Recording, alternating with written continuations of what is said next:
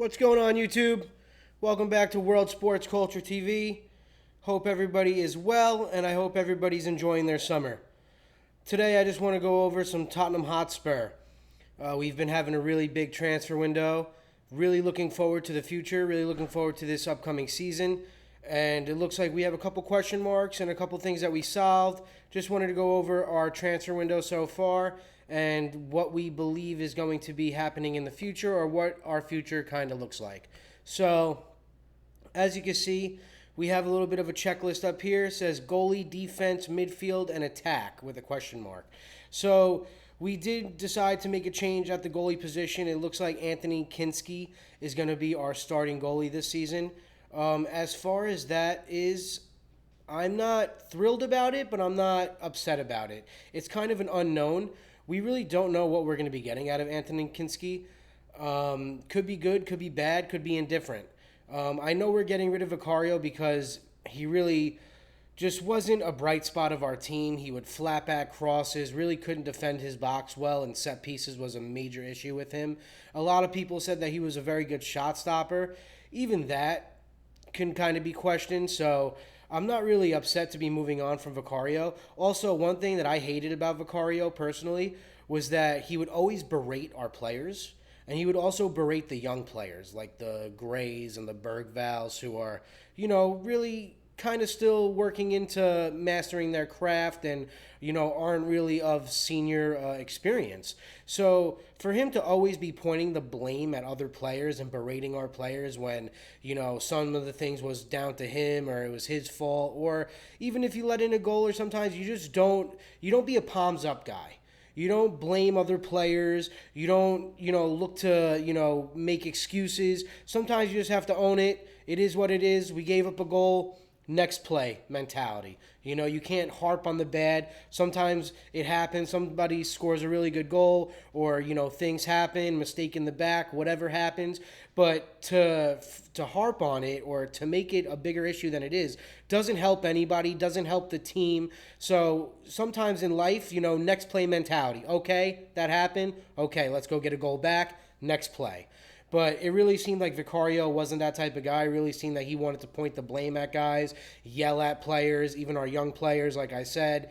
And it just didn't seem like he had a real winning mentality, and he wasn't really a strong mental figure for our club. So kind of glad that we're moving on from Vicario. Let's see what Kinski has. I kind of get the notion that we're going to give Kinski a shot, and then if it doesn't really work out or we find out that Kinski's really not the guy, this is kind of a issue or a priority we could kind of circle back to in the January transfer window. We could always make an adjustment then, look to bring in another goalkeeper. We did bring in Dubravka as our backup goalkeeper, who is a very experienced Premier League goaltender. So I do like what we did there. At least we have a solid backup if Kinski, has some type of fault in his game or has a lack of mentality or, some type of issue. So the goalie situation is solid right now, in my opinion. Good backup and a promising young talent getting the starter. So defense, we brought in Paul Van Heck, Mickey van de Ven's Dutch counterpart. They both play together in the Dutch national team. It looks like they have a good relationship. Looks like they have a sense of camaraderie. So I really like that. I like having strong links like that on the pitch where, guys get along with each other, speak the same language, are friendly with each other, and really will work hard for each other. So it looks like our center back pairing in the back this year is going to be Mickey at left center back and Paul Van Heck at right center back, which I really like. Romero was a little bit of a head case. I think he's a great player on his day, but the key word is on his day. And there's a lot of times where it's not his day. And he's getting a silly red card. He's pushing up to midfield and making reckless challenges, leaving us open in the back, which will cause some type of goal situation or even a goal to occur. So it looked like the club has had enough with Romero's antics, him speaking out against the board, him being a hothead, always putting Argentina in front of Tottenham. So it looks like we're going to sell Romero. He hasn't been sold yet. There were links to Inter Milan, but I think those have gone cold now that Inter Milan, I believe, just brought in John Stones on a free. And the Italian league doesn't really have a lot of money, and we have to believe that we're looking for at least £50 million for Romero. So it looks like Romero's out of the picture. Paul Van Heck is in, who's a great, promising young talent. Not even that young, just kind of more in the prime of his career right now. Probably has a couple levels to go. Roberto De Zerbi has worked with him in the past at Brighton, so it was definitely a Roberto De Zerbi signing, which I love to see. Definitely want to see us back the manager more. So it looks like Van Heck's coming in. He'll probably go up levels under De Zerbi, and it looks like our back line is kind of solidified. We also brought in Marco Senesi on a free, which is now going to be backup left center back as he's a left-footed center back. So it looks like we have some cover for Van de Ven. We have cover for Van Heck and Danzo. We have Poro at right back, and we also have cover with Jed Spence at right back. And at left back, we still have Adogi, who will be the starter, I believe. Or it could be Andy Robertson, depending on, what goes on. But still, two really good left backs, I should say. We just brought in Robertson on a free as well. So those are three of our transfers right there. You had Senesi on a free, you had Robertson on a free, and you had Van Heck on a $50 million transfer on a 1 year left in his deal, which showed ambition by Spurs to just go put the money out there for a guy who only has 1 year left and the coach wanted. So I'm really happy with the back line. Looks like we have two guys for every position. We even got Ben Davies.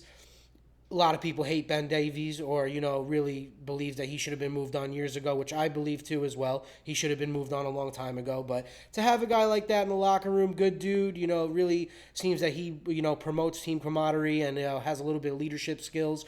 To have him as a fifth, third option, I should say, back up to left back or maybe a left center back. God forbid something crazy happens. Tottenham, we've had really bad injury crisis the past 2 seasons, the most in Europe. So to even have a little extra cover with a guy like that who probably won't see a lot of playing time, but God forbid he's needed, we have him, is okay with me. Like I said, our goalie position, we have 2, Kinski and Dubravka, so we should be okay there. Moving on to the midfield, I thought last year that our midfield was actually the biggest issue of our team. Now, that might be a cold take. That might be a hot take. You guys let me know in the comments for sure. But last year, I was very discouraged watching the midfield of it was either, Xavi playing Cam for most of the season, actually, and then, or Gallagher playing Cam once he came in January. But then the two pivots in the back was usually Gray or Bergval. We didn't play Basuma a lot. He was a head case. We just, we're getting rid of him this summer. I believe on a free he's leaving. But it seemed a lot of the time that we had either Gray or Bergval in that midfield. And to me, it just looked like they got bullied. They're very young players. They're very unexperienced players. And it just looked like Tottenham were willing to just throw them out to the wolves, or, put them in the heat of the fire to try to get their feet wet, kind of learning on the job, which really caused us issues. We weren't really able to control games in the midfield. I thought those two guys got bullied a lot last year. A lot of hype around Bergval, which I just don't see. I've had people come at me on Instagram comments saying that Bergval's one of the greatest young talents in the world right now. How could you even think about selling him? Stuff of that nature. Bergval has a lot of energy. You could tell he's an athlete. But when it comes to actual skills of the game, he has a hard time stringing passes together, doesn't have a great first touch, doesn't create a lot of chances, doesn't score a lot of chances. I don't think he had more than 3 GA last season. And a lot of the times, he, to me, just looks like a guy who's running out there like a chicken with his head cut off. Just all energy, all motor, no wherewithal of actually what he's supposed to be doing, no skill set involved. Very, very poor footballer at this moment. And it's not a surprise that we're finishing 17th in the league with guys like him and Gray starting. For people to say that it's crazy to sell Bergval or, he's the next thing and Gray is the next thing, I don't know what they're watching. I'm watching these guys week in, week out. I watch every game. This is my club. I love this team. I'm Tottenham till I die. They are the reason why we lost a lot of games. Gray and Bergval getting overran in the midfield, not, really hitting a lot of through balls, progressive passing, defense, getting shrugged off the ball constantly. they drove me crazy watching them, and it really made me question Tottenham's ambition. Why are we starting 19-year-olds, 18-year-olds, 20-year-olds in the midfield? Why are we just, not having proven professionals playing in our starting 11? We're having kids who aren't ready, and it leads to us losing games. So I'm very happy to see what we did in the midfield. We addressed it this summer. And for the first time, it really looks like we have some ambition where we broke our transfer record twice back to back. First, it was with Mateus Fernandez, who we just got from West Ham. Now, I don't like to use age as a real thing because, in my opinion, if you're good enough, you're old enough. And I just use the age thing with Bergvall and Gray because I feel like that's where they fail. Maybe they will be good enough in a couple of years. Maybe these guys do have the talent and the potential to really flourish in the upcoming years to become, really good Premier League level midfielders. But what I was seeing recently, the past couple seasons, was just they're not ready. And they may not be ready just because they don't have the right amount of experience and that they are too young. And that's why I bring their age into consideration. Where Mateus Fernandez, I believe he's 21 or 20 years old, so he's a very young player himself. But he has shown more in the Premier League than a Gray or a Bergvall. Mateus Fernandez looked very good at West Ham. He looked like one of the bright spots of the team. He would have been one of the reasons why that team avoided relegation against us if they were to pip us to that 17th spot. Mateus Fernandez was wanted by Manchester United and a couple other teams. So you can tell that the talent was there and that he was ready to make the next step up in his career.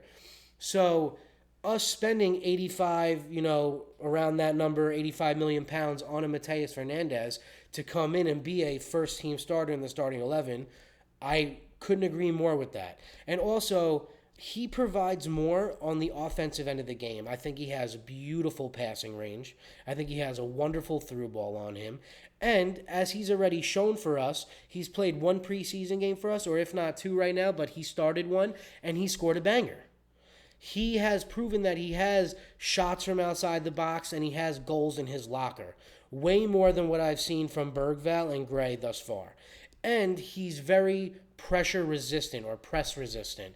He's very good on the ball. He's a very technical player. And he's also a bigger dude. He's not a small guy. He's not frail or short or anything like that. He is a proper Prem-proven midfielder who's going to step into our starting 11 right now and raise our game levels. And then, if that wasn't enough, what we did next was amazing. We finally brought in our £100 million signing. Arsenal did it with Declan Rice. Chelsea have done it with Enzo Fernandez. It's about time that we act like a big club like that. That we want to go toe-to-toe with our London rivals. And we got Sandro Tonali, Italian midfielder from Newcastle. I think he's an excellent player. He is a beast of a man, broad shoulders, strong physical guy, a man. I believe he's like 26, 27 years old, something like that. So he's in the prime of his career.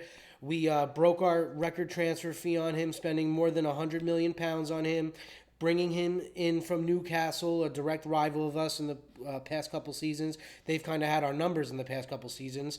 I remember 2 years ago, they put Lloris out of the pasture for us, scoring 5 on us in the first half. So Newcastle has been a very good team recently, competing at the top table, and we were able to go take one of their best midfielders. I don't think he is their best midfielder. I think Bruno G is probably their best midfielder. But Sandro Tonali's right there. He's, if not that level, just one level down. And he is levels above anything that we had in our midfield currently. That's without saying. So it looks like we brought in 2 really good Premier League proven stud midfielders to go along with Xavi Simons, who's currently hurt right now, so he won't be starting the season. But in that 10 position, we have Kulusevski, who I heard is coming back today. He's been out in Sydney, Australia with the boys on the grass training. So you have Kulu, who could play 10. You have Madison, who was back at the end of last season, who's probably healthy for the start of this season, who's going to be our 10. And you also have even a Kudus could play 10 as well, or a Conor Gallagher. So it looks like going into this season, our starting midfield is probably going to be a Madison, a Mateus Fernandez, and a Tonali. So I think that is worlds better than what we've had. Last season, we couldn't control the midfield.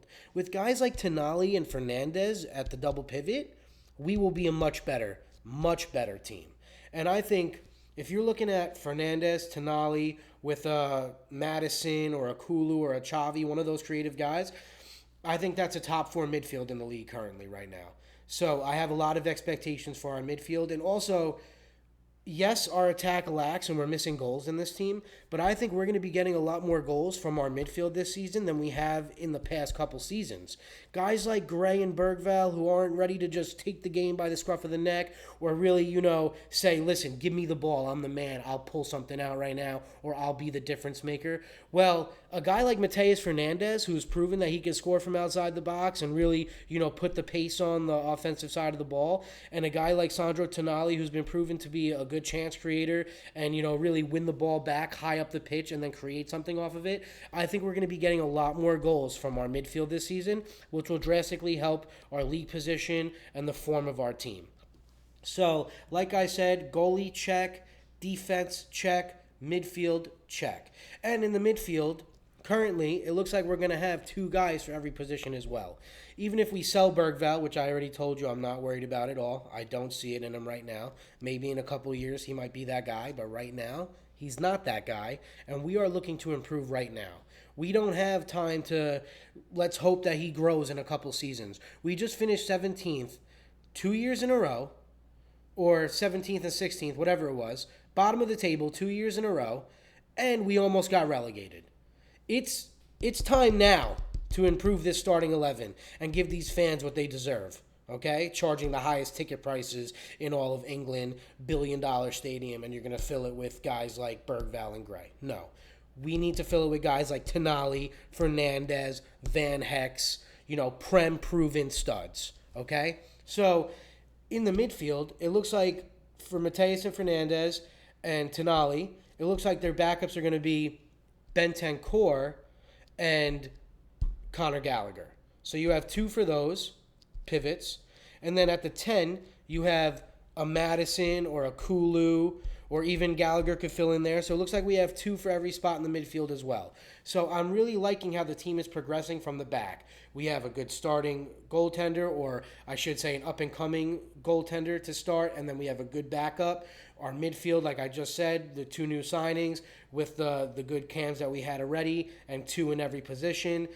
And then the defense also, like I explained, we have two in every position. Senesi for backup for Van de Ven, Van Heck and Danzo, Spence and Poro, and Robertson and Adogi. So all the way up to the attack, it really looks like we're solid now. And I'm not even going to mention the coach. I love Roberto De Zerbi. Enough said. The attack is the main question mark. Right winger, I believe we're okay, especially if Kulu comes back. We have Odebear going to be coming back from injury, who fills in on the right wing as well. And our starting right winger, Mohamed Kudus, I'm a big fan of. I love that Ghanaian man. He is a beast. Strong, physical dude, really good first touch, really good dribbling. I believe he was leading the Prem before he went out in successful dribbles. And I believe with the midfield that we have now, we won't be relying on him as our outlet ball constantly, so they can't double up on him. We'll free him up on the outside, and I think he's an excellent right winger. I'm a big fan of Mo Kudus. Now, when you look at our left wingers and you look at our strikers, this is where we're failing right now. Striker position, Solanke and Richie just aren't it. Richie, I would love to see him sold. He's been here for too long. He's got a garbage first touch. He really lacks everything you want in a striker except for being able to sniff out chances in the box. He's decent at getting on the end of chances that are created for him. And I say decent. He's not great at it. He's not very good at it. He's just decent. And if we want to be a, top four team, we need better than just a decent striker in the box. Solanke, I think he lacks the killer mentality. He doesn't seem like a guy who goes out there and, really wants to press the issue and make the center backs work. He kind of loves linking up with different players. loves coming deep too much and trying to link up play, where we really need him to start getting in the box and being a clinical finisher. And that's just kind of, he's proven that he's really not that guy. He had one great season at Bournemouth where he was able to finish a lot of chances that were created for him. So I'm kind of hoping that we get that version of Solanke this season if we figure it out on the left wing. And, we have way more, progressive passing going on from the midfield and from the back line this season. Hopefully Solanke can get his head on more chances and, really start finishing more chances for us. But as far as the striker position, in a whole, Solanke and Richie are very weak. Or very mid, I should say. That's probably the word to say, very mid. Now, left winger, it looks like we have Matisse Tell right now, who's been starting a lot. And we have Mikey Moore, who's came back from Rangers. Odebear is that kind of dynamic winger where it can play right or left, but he's coming back from an ACL injury, so it might be a little while before we get him back. Kudus could even play left wing if you want to put like a Kulishevsky out there on the right if he's back, but Kudus really doesn't like playing on the left. He really prefers to play as a right winger, so I really don't want to mess up his mojo or like his flow. I really like to see him just be our right winger. Now, we've had links in this transfer window to guys like Rafael Leao, who's now going to Turkey, so I think that's done. Guys like Cody Gakpo, Savinho of Manchester City. I know a lot of people talk about Said El-Mala in Germany, but we haven't really had any links to him yet, per se. And Antonio Nusa and stuff of that nature. Now, it's kind of up in the air what we're going to do for the attack. Now, I see a lot of people don't like Savinho. And they're kind of saying that if you bring in a guy like Savinho, there's no difference between him and Tell. They're both very unproven. They both have, similar stats. If not, Tell has better output stats than a Savinho and stuff like that. Now, I want to say something a little crazy right now, maybe a little controversial. Matisse Tell also likes playing as striker. And being that the striker market is very dry, I think there's a world where we can put Tell at striker and you can bring in maybe 2 left wingers because there's an abundance of those. And I'm actually a fan of Savinho. I know I was saying Prem proven, and a lot of people want Prem proven, and then if I tell you that Savinho was good at Girona, you're going to tell me, well, that's irrelevant because he came to City and he didn't really do it. But here's my opinion on Savinho. Savinho went to City, where a lot of wingers find it hard to succeed under Pep and under the pressure of Manchester City. And, Manchester City faces a lot of low blocks, which kind of bogs him down. And, it really affects the play of a winger going to City. You've seen other guys like Grealish go there and really not end up panning out to the £100 million price tag that he had on his head, being a winger there and stuff like that. I believe Savinho is a guy who lives and breathes football. There's a lot of guys who aren't like that, like a Rafael Leao, who also does rap on the side and, loves his fashion and really lets the superstardom get to his head. Where I see a guy like Savinho, he's fully dedicated to the craft of football. This guy is a Brazilian. Brazilians are all about, the beautiful game, that samba style of dribbling, chance creating, and, really put football ahead of everything.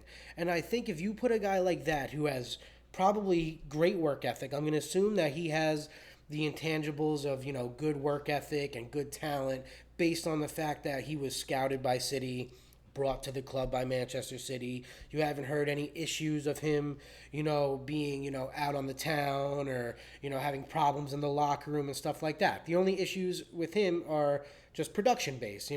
They say that they haven't really seen the production that they want to see from him. But that doesn't, tell you a full story about a guy's background and stuff like that. And I don't know the guy personally, or I don't have any insight that you guys don't have. I'm just giving you my opinion and what I think. I think he's a Brazilian winger who wants to succeed in the Premier League and he wants to play football.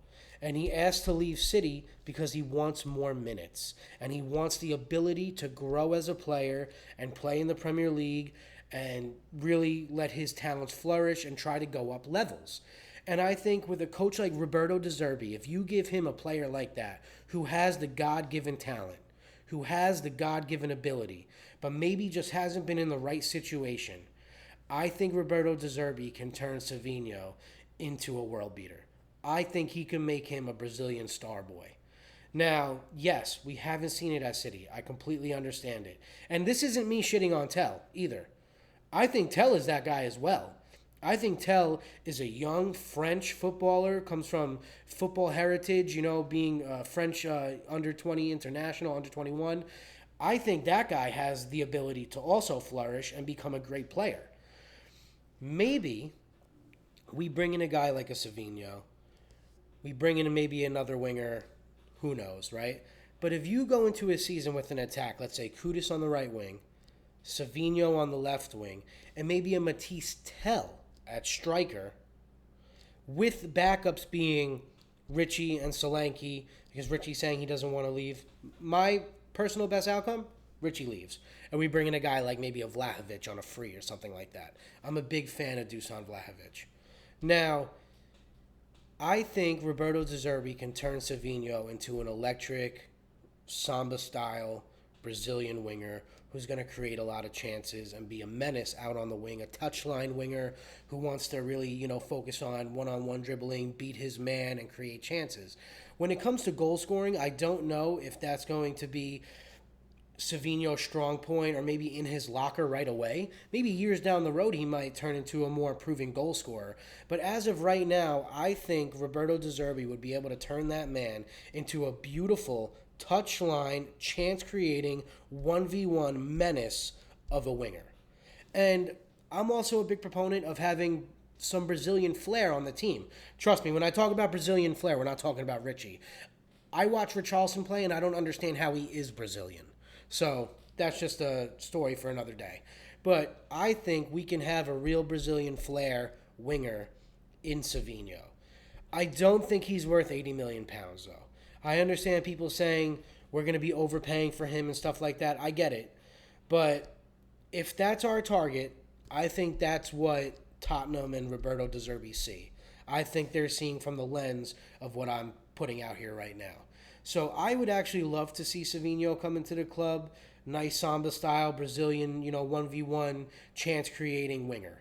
Now, if we bring in a Savinho and we have a Kudus, and then we go into the season maybe pushing Tell out as striker, I think that would be able to work wonders. Now, not super wonders. I don't think they're going to be the best attacking, front three in the league, but I think that's a team that would be able to create many chances and finish many chances and maybe propel us to a top four side. Now, I'm only talking about bringing in one or two strikers. Attacking players. A Savinho being one, and then maybe, another player, maybe another winger if we're going to do a Matisse Tell at striker, or maybe a striker, and then you have Tell and Savinho kind of competing for that left winger spot, bringing out the best in each other and seeing who's going to go up levels underneath a Roberto De Zerbi. I'm not a Matisse Tell hater. Last year and the season before that, he was given a shit hand. Basically coming in a team that's really not providing a lot of chances, really down on morale and mentality, and you're asking this guy to come in and be that star, be that, that guy who can grab the game by the scruff of his neck. He's not that player yet. He can develop to be that player. I think Matisse Tell has a lot of talent and a lot of ability to become a great player. It's hard for these guys to show their true talent level or their abilities or what they can do in a team that's severely underperforming. Underperforming managers, underperforming midfielders. How do you expect him to bring out the best in himself when the whole team as an overall is going down? It's like a sinking ship. So I think Matisse Tell gets a really, really, really hard hand dealt to him by the fans and by some of the press. So I love Matisse Tell. I don't think he's amazing right now. I don't think he is the answer to our left wing or our striker spot. But if we're not going to be able to bring in multiple attackers due to the market or just the lack of, strikers that are, available right now, I wouldn't mind giving him a chance in a team that's going to be thriving with a better midfield, better defense, better coach. You might be seeing the best of Matisse Tell in a situation where the whole team is clicking. Now, he played last night for me, in a friendly against Sydney, and he scored a worldie of a free kick. So you see the talent is there. You see the level of ability is there. We just need to coax it out of him, put him in a better situation, really raise the confidence, maybe have De Zerbi put his arm around him, and maybe we'll get the best out of a guy like Matisse Tell, who can be a future star. The game is, turning into the future now. The Messis, the Ronaldos, the unbelievable strikers like Edison Cavani's and stuff like that. Those guys are gone. And that's why you're seeing a lack of talent in the striker market. You have to go with these younger players like Manchester United did with a Benjamin Sesko, right? They brought in Sesko, young player from, I believe it was RB Leipzig, and he didn't hit the ground running. But as he got his feet wet, as he got more confidence, as United started to play better, as United got a different coach like Carrick, who was able to bring the best out in some players, you start to see Sesko raise his game, raise his level, and start to fly under Carrick. I think there's a world where Matisse Tell can do something like that. And I think he's more comfortable playing as a striker. He's more of an inside forward striker type player than he is a touchline winger. That's really not his game. He's not really a 1v1 dribbling type guy, in my opinion. So I believe if you give him a shot at striker and you bring in two wingers, specifically a Savinho and somebody else, I think that would prove to be a winning formula for Tottenham. Now, I did mention the guy, Dusan Vlahovic. Right now, looking at the striker market, if we wanted to be super ambitious, you go get Victor Osimhen. We're out here spending money more than any other European club right now. We have the funds to do it where, with all the financial regulations, we're able to spend more than other clubs. We have the highest revenue. We have $1 billion stadium, high ticket prices, NFL games, concerts, F1 racing. Tottenham, as the entity, as a business entity, is unbelievable. And those are things that, yes, we have to accredit Daniel Levy and the board for doing. They made us a very sustainable, very high-functioning business entity. Did they have the footballing ambition to back it? No, they didn't. And that's why I'm happy Levy is gone, and it looks like we're going in a different direction, and we're finally starting to back the manager. He gets his defender that he wants. He gets the midfielder that he wants. Now, if we're really going to show crazy ambition, Victor Osimhen, you throw the bag at Galatasaray, you give Victor Osimhen crazy wages, and we automatically transform to like an amazing team. Now, I don't think that's going to happen. So, being that that's not going to happen, the other strikers on the market, like a Pavlidis or a Franco Jude or a, even Samuel Agahawa, all these guys in Portugal, just like Victor Gyökeres came from, I'm not a big fan of those guys. I think those guys are very unproven. Where I think if you take a guy like Dusan Vlahovic and you plug him in at 9, and you have a winger situation where it's Tell or Savinho, Kudus and Kulu, when Odegaard comes back, you throw Odegaard into the mix. I think with the functioning midfield that we just figured out and the defense with the progressive passing that we got with Van Heck, a Senesi, a Van de Ven, I think that's a winning formula. I think Dusan Vlahovic is the type of player who could thrive in the Premier League. I think he has the size and the pace and the ability to finish at this level and be a high-end striker. I don't know why we're not really looking at Dusan. If it has anything to do with wages, I know he's had crazy high wage demands before. Talk to him. Try to make it work. Because I think Dusan Vlahovic would be my number one striker acquisition right now if I was, Tottenham's GM or, head of athletics. I think I would be looking to bring in a Dusan Vlahovic and then a very good winger. And then you have competition really all over the front of the pitch. And I think that's something that could work. And bringing in Dusan, you're bringing him on a free. So even if he wants big wages, you're not having to pay for him to come in. You're not having to pay a transfer fee. So I think it really makes a lot of sense. So would love to hear what you guys have to say about my takes here on Tottenham, on our transfer window. Right now, I'm going to give our transfer window an 8.5 out of 10. because they've done everything that I could ask for except for fix the attack right now. So I've been more happy with this transfer window than I've ever been with Tottenham. I've always compared Tottenham like this in an analogy way. Imagine you had a rich father who's worth $500 million, very rich man. You turn 16, you get your driver's license, and on your 16th birthday, he buys you a Honda Accord. Reliable car, decent, will do the job, right? But if you really want to help me out and really, put me in a position to flex my muscles and maybe go out there for a couple, chicks, you buy me the Mercedes. You buy me the BMW. You hook it up. They've never done that for their managers. We've always been cheap, getting guys like Gray. Even though Gray costed $40 million, you didn't have to pay him high wages. That's where he's cheap. Lucas Bergvall for $12 million. Your Edison Royales. Your Vicario over Rea. Stuff like that.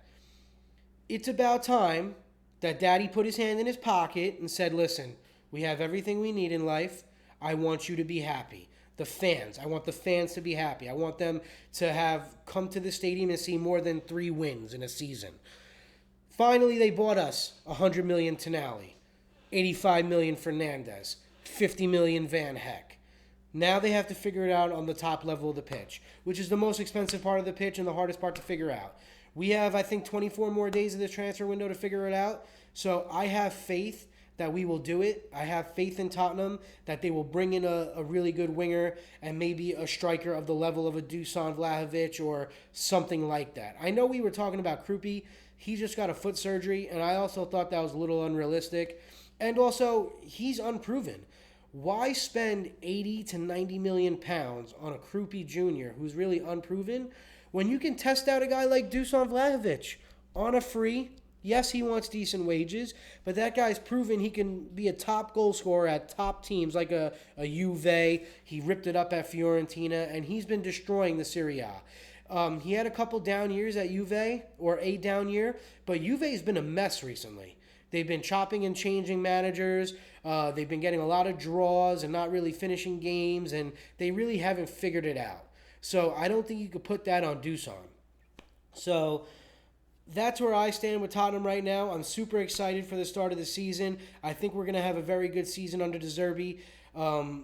If we don't figure out attack right, like if we go into the season and it's Tell at left wing and a Richie or Solanke at striker with a Kudus at right wing, then I'm going to go for, 10 to 8th in the table. But if we figure out that attack and we bring in a really good winger and we maybe move Tell to striker, or we bring in a Dusan and we kind of figure it out up top, under Roberto De Zerbi, under this new midfield that's going to be very progressive, if we get a couple players back from injury, I think we can be a top 6, top 4 team.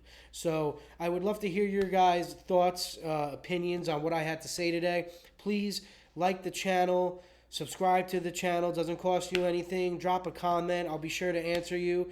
And as for now, till next time, YouTube, come on, you Spurs.